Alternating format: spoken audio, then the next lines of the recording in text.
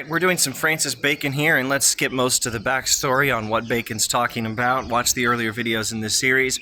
The idols of the tribe are those common to all human beings. The idols of the cave are for individuals.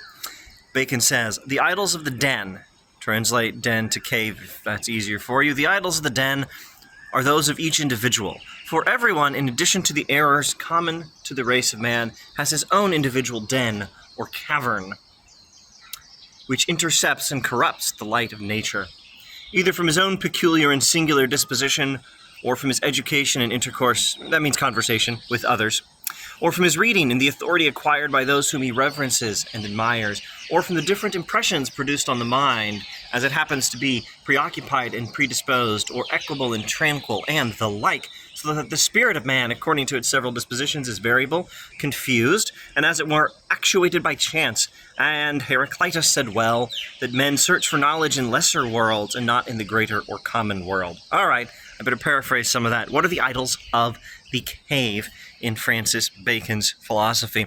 They are the bad rules for thinking, and the tendencies to error that afflict people on an individual basis, not on any kind of a group basis. For example,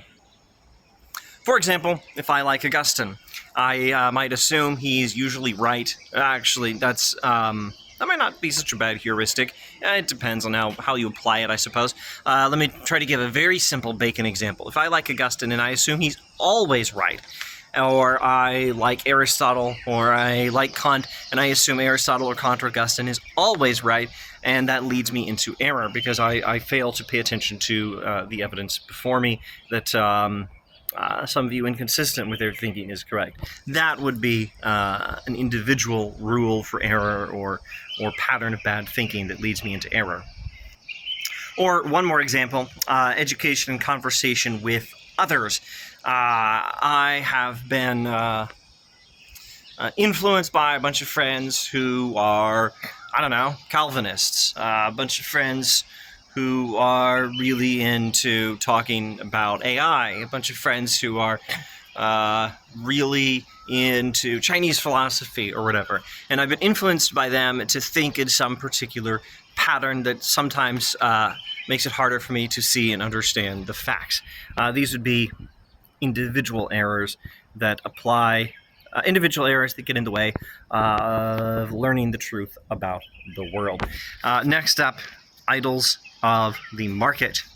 Thanks for watching.